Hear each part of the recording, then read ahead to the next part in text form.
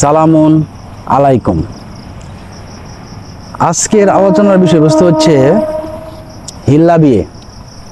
তার কারণ আমার বিগত বেশ কয়েকটা ভিডিওতে আমার একজন ফলোয়ার বারবার অনুরোধ জানাইতেছে আমি যেন সেই বিষয় নিয়ে একটু কথা বলি। তার সামনে নিশ্চয়ই এরকম কোনো বিষয় আসছে বা তার জীবনে এ ধরনের কোনো সমস্যা হয়েছে যার জন্য সে আল্লাহকে বলছে এই বিষয়ে সেটা জানতে চাচ্ছে আর কি। তো এটা নিয়ে কথা বলাটাও জরুরি, তার কারণ আমাদের সমাজে খুব বাজে একটা সমস্যা এই হিল্লা বিয়া। আর শয়তান সে দুনিয়াতে আসার পর যে কয়টা পদ্ধতির মধ্য দিয়ে মানুষের ঈমান নষ্ট করছে, মানুষের আমল নষ্ট করছে, মানুষে আল্লাহর আয়াতকে ভায়োলেট করছে, তার মধ্যে একটা হচ্ছে এই হিল্লা বিয়া। তো হিল্লা শব্দের অর্থ হচ্ছে কৌশল। হিল্লা শব্দের অর্থ কৌশল, কিন্তু যখনই সেটা বাজে কৌশল হয় তখন ডেফিনেটলি সেটা হবে অপকৌশল। ঠিক যেরকমভাবে আমরা আমাদের মন্দ অভ্যাসগুলোকে বলি বদ অভ্যাস, ভালোটা অভ্যাস, মন্দটাও কিন্তু অভ্যাস, কিন্তু মন্দ অভ্যাসের ক্ষেত্রে আমরা বলি বদ অভ্যাস। ঠিক অনুরূপভাবে কৌশলটা যখন মন্দ হয় তখন সেটার কৌশল থাকে না, হয়ে যায় অপকৌশল। তো এই হিল্লা বিয়া নামক অপকৌশল নিয়ে কথা বলার আগে দেখতে হবে যে আল্লাহ তাআলা এই তালাক দেওয়ার ব্যাপারে কি বলছেন। হিল্লাটা পরে, আগে তালাক। তো তালাক দেওয়ার ব্যাপারে আল্লাহ তাআলা একটা সূরা আছে আল কোরআনে, সূরার নাম আত-তাওবা, 1 থেকে 7 নম্বর আয়াতে আল্লাহ তাআলা আপনি কখন আপনার স্ত্রীকে তালাক দিতে পারবেন সেই ব্যাপারে একটা নির্দিষ্ট সীমারেখা দিয়ে দিচ্ছেন, যেটাকে বলতেছে ইদ্যৎকাল। ইদ্যৎকাল নির্দিষ্ট একটা সময় না, ঘটনার ভেদে এই সময়টা ভিন্ন ভিন্ন হইতে পারে। যেমন কোনো পুরুষ যদি তার স্ত্রীকে তালাক দিতে চায় তাহলে তাকে ইদ্যৎকালের জন্য ছাড়ে দিতে হবে আলাদাভাবে। সেই স্ত্রী আলাদা থাকবে, আলাদা খাবে, আলাদা ঘরে থাকবে, এবং এই আলাদা থাকার সময় স্বামীকে খেয়াল রাখতে হবে তার স্ত্রীর যেন কোনো কিছুর কমতি না হয়।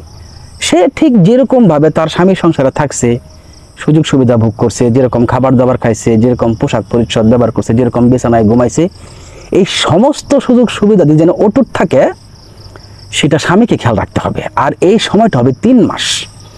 এই 3 মাসটা হবে ওই সময়ের জন্য ইদ্যৎকাল, এবং এই 3 মাস পরে যদি তারা উভয়ই তাদের সিদ্ধান্তে অটুট থাকে যে না তারা তালাক নিয়েই নিবে, তখন তালাক হইতে পারবে। এর আগে যদি তারা নিজেদেরকে শুধরায় নেয় বা সিদ্ধান্ত পাল্টায় যে না আমরা নিজেদের মধ্যে সংসারটা আবার করব, তাহলে তারা সংসার করতে পারবে। এই হচ্ছে একটা ইদ্যৎকাল। আরেকটা ইদ্যৎকাল হচ্ছে যে কোনো স্ত্রী যদি প্রেগনেন্ট থাকে, অন্তঃসত্ত্বা বা গর্ভবতী থাকে, তাহলে তাকে তালাক দেওয়া যাবে না। সেই ক্ষেত্রে তার ইদ্যৎকাল হবে ওই বাচ্চা ভূমিষ্ঠ হওয়ার আগ পর্যন্ত, সেটা 5 মাস, 6 মাস, 10 মাস, 8 মাস, 7 মাস যাই লাগে। সেই ক্ষেত্রে তার ইদ্যৎকাল হচ্ছে ওই বাচ্চা প্রসব হওয়া পর্যন্ত। এর আগে স্বামী চাইলেও তাকে তালাক দিতে পারবে না। আচ্ছা,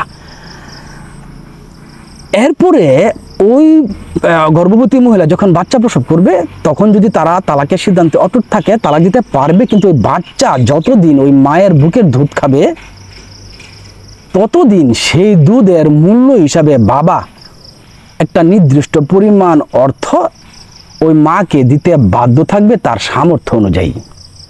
যদি পিতা গরিব হয় তাহলে সে তার সামর্থ্য অনুযায়ী মূল্য পরিশোধ করবে, আর যদি পিতা ধনী হয়, বিত্তশালী হয়, তাহলেও সে তার সামর্থ্য অনুযায়ী ওই বাচ্চার বুকের দুধের মূল্য পরিশোধ করবে মার কাছে। এবং মা যদি জিদ করে যে না আমি তোর বাচ্চারে দুধ খাওয়াইতাম না, তখন বাবা অন্য মহিলাকে ভাড়া করে নিয়ে তার বুকের দুধ খাওয়াবে এবং সেই মূল্য ওই বাবাই পরিশোধ করবে। এই হচ্ছে আরেকটা ইদ্যৎকাল। আচ্ছা, এরপরে দেখেন এই ইদ্যৎকাল পালন করার পরে যদি তালাক হয়েই যায় তাহলে ওই মহিলাকে অপেক্ষা করতে হবে কমপক্ষে 3 মাস। এই 3 মাসে 3টা হায়েজ সম্পন্ন হওয়ার পর সে অন্য পুরুষকে স্বামী হিসাবে গ্রহণ করতে পারবে। আচ্ছা, এ হচ্ছে তার ইদ্যৎকাল। এখন দেখেন ইদ্যৎকাল শেষ। ইদ্যৎকাল নিয়ে আরো কথা আছে, ভিডিওটা আরো বড় হয়ে যাবে। আমি জাস্ট ভূমিকা স্বরূপ ইদ্যৎকালের বিবরণটা নিয়ে আসলাম যাতে করে হিল্লা বিষয়টা একটু মানে কাঠামো পায় আর কি। তো তালাক সম্পন্ন হয়ে যাওয়ার পরে অনেক ক্ষেত্রেই কিন্তু পুরুষরা বলে যে আমি তো রাগের মাথায় তালাক দিয়ে দিছি, আমি তো অন্যের প্ররোচনায় প্ররোচিত হইয়া তালাক দিয়ে দিছি, আমি তালাক মানি না, আমি আমার বউকে আবার আমার কাছে নিয়ে আসতে চাই। তো সেই ক্ষেত্রে শরীয়তের বিধান হচ্ছে এটা চলবে না। আপনি রাগের মাথায় একজন মানুষকে মার্ডার করলে যেরকম সেটা চরম অপরাধ হবে, আপনি রাগের মাথায় কারো চোখ উঠায় ফেলে যেরকম চরম অপরাধ হবে এবং এটা অপরাধ হিসেবে গণ্য হবে, আপনি রাগের মাথায় তালাক দিলেও সেটা তালাক হিসাবে গণ্য হবে। আচ্ছা, এরপর দেখেন, এখন তো তালাক দিয়ে দিচ্ছে, এখন তো এই 5, 10, 15, 20 বছর যাবৎ স্ত্রীর সাথে সংসার করতেছে, মানুষের মনের মধ্যে একটা জ্বলনি পুরনি সৃষ্টি হয়ে যায়।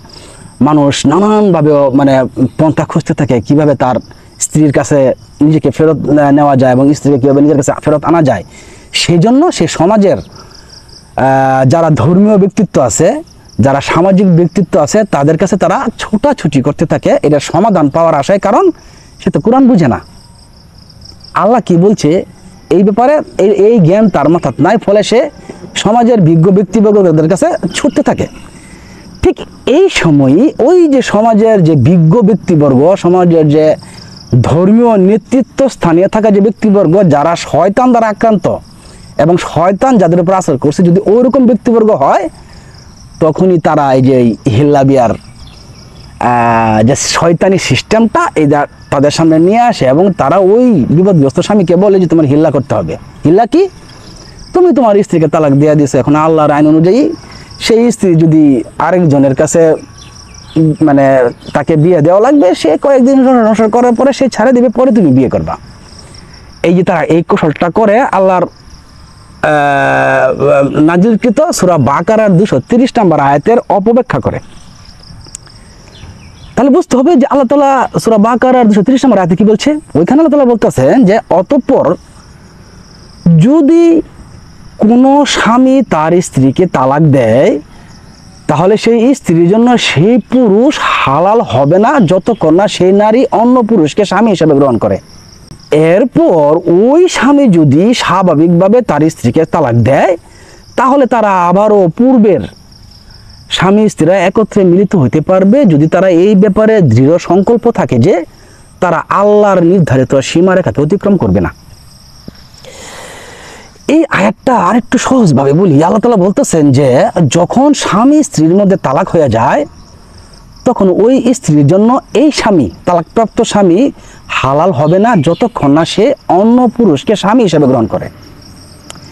এবং ওই পুরুষ যখন তার ওই মেয়েকে যদি আবারও কোনো কারণে তালাক দেয়, তাহলে তারা আবার সেই পূর্বের যে স্বামী আছে সেই স্বামীর কাছে তারা উভয়ই মানে একত্রিত হইতে পারবে তাদের সম্মতিতে, যদি তারা এই ব্যাপারে দৃঢ় প্রতিজ্ঞ থাকে যে তারা আল্লাহর দেওয়া সীমারেখা অতিক্রম করতে পারবে না বা অতিক্রম করবে না, তবেই তারা একত্রে হতে পারবে। এছাড়া কিন্তু আর কোনো রাস্তা নেই। কিন্তু ওই যে দুষ্ট লোক, যার উপরে বিচারের দায়িত্ব ছিল, যার উপরে আল্লাহর আয়াতের সঠিক ব্যাখ্যা দেওয়ার দায়িত্ব ছিল, সে শয়তানের প্ররোচনায় পড়িয়া শয়তান দ্বারা ধোকার শিকার হইয়া তার নিজের ভিতরের যে কুপ্রবৃত্তি সেটার কাছে পরাস্ত হইয়া ওই বিপদগ্রস্ত লোকটাকে একটা অপকৌশল শিখাই দিল ওই আয়াতকে ব্যাখ্যা করে যে আল্লাহ তাআলা বলছে এইভাবে, সে অন্য স্বামীর কাছে যাওয়ার পর যদি সে তালাক দেয় তবেই তুমি তোমার স্ত্রীকে তালাক মানে গ্রহণ করতে পারবা, অতএব তোমার স্ত্রীর আমার কাছে হিল্লা দেও। অথবা আমি যখন এই বয়ানটা করলাম তখন আমার আশেপাশে যে সাঙ্গ ফাঙ্গুরা আছে, আমার যে চালাচামুন্ডারা আছে, তারা ডাইকা নিয়ে বলতেছে হিল্লা যে দিবা, হুজুরের চাইতে তো যোগ্য ব্যক্তি আর নাই, সে বিশ্বস্ত আছে, সে তেমন কিছু করতে টুকতো না, তুমি তার কাছে তালাক দাও, পরে আমরা হুজুরের কই আমি না, হুজুর ছাড়িয়ে দিব না, পরে তুমি তোমার বউরে আবার কাছে নিয়ে যাবে। এইটা টোটালি একটা শয়তানের দুষ্টচক্র, অপরের বউকে ভোগ করার একটা নষ্ট ফন্দি, এবং নিঃসন্দেহে এটা অত্যন্ত জঘন্য একটা অপরাধ। তার কারণ তারা আল্লাহর আয়াতকে বিকৃতভাবে ব্যাখ্যা করে অন্যের মানে মেয়েকে, অন্যের স্ত্রীকে ভোগ করার একটা নোংরা লালসা নিয়ে এই ধরনের ব্যাখ্যা করে। তাহলে এখন বিষয় হচ্ছে যে আপনি তাহলে কখন আপনার স্ত্রীকে কাছে আনতে পারবেন, কখন পাবেন? আল্লাহর আয়াত অনুযায়ী আল্লাহ এখানেই বলছে যে ওই যে তার স্ত্রী দ্বিতীয় স্বামীকে গ্রহণ করলো, সেই স্বামীর সাথে সংসার চলাকালীন যদি কোনো স্বাভাবিক কারণবশত সেই স্বামীও তাকে তালাক দিয়ে দেয়, অথবা সেই স্বামী যদি মারা যায়, শুধুমাত্র তখনই আবারও সেই পূর্বের স্বামী স্ত্রী একত্রিত হইতে পারবে বিবাহ সম্পর্কের মধ্য দিয়ে, যদি তারা উভয়ই একমত থাকে। কিন্তু এখানে কোনো নাটক, কোনো কৌশল, আমার বউ আমি আরেকজনকে দিলাম, সে কয়েকদিন সংসার করে আবার সে তালাক দিয়ে দিল আমার কাছে পাঠানোর স্বার্থে, এই যে সাজানো যে স্ক্রিপ্ট, এটা নিঃসন্দেহে আল্লাহর আয়াতের উপরে একটা অপকৌশল। নিঃসন্দেহে এটা জঘন্য পাপাচার ছাড়া আর কিচ্ছু না।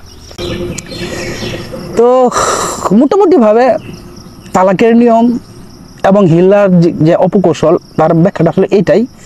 এটা নিয়ে আরও মানে বিস্তারিত আলোচনা করা যায়, তবে আমি মনে করি যে বেসিকটা হয়ে গেছে। আসলে বেসিকটা হয়ে গেছে। বেসিক বিষয়টা এইটাই যে আপনি চাইলেই যেরকমভাবে আপনার স্ত্রীকে তালাক দিতে পারবেন না, তার ইদ্যৎকালের বিষয়ে আপনার খেয়াল রাখতে হবে। আর আপনি চাইলেই আপনার স্ত্রীকে তালাক দিয়া আবার অন্যজনের কাছে হিলা নামক কৌশল করে আবার আপনার স্ত্রীর কাছে নিজেকে ফেরত দিতে পারবেন না। সেই স্ত্রীকেও আপনার কাছে আনতে পারবেন না। যদি আপনি আনেন তাহলে টোটালি সেটা অপকৌশল ছাড়া আর কিচ্ছু না।